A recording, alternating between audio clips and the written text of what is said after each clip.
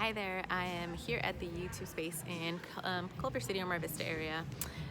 Being able to be a part of such a cool space. We had all-day workshops, resources, and to see what tools are available to us as we create our content on YouTube and how to be able to do it more effectively through such a cool platform.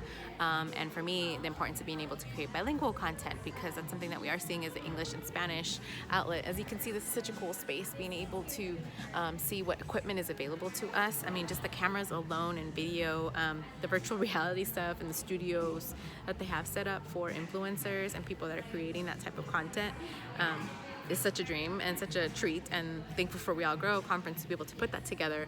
There was less than 30 women being a part of all these different little workshops, and we also got to listen to a panel of 3 influential women that each have at least 1 million subscribers on their channels, and learning how their journey has been obviously not an easy one, and how they continue to navigate through that space. And I'm grateful for YouTube being able to open this up for me, because the whole goal is to be able to create more and more positive influence in all types of languages, right? So for me, it's the bilingual content when it comes to financial literacy. So stay tuned for more information, and just kind of stay tuned with my journey. I'm Natalie, Financially Savvy Latina. Bye.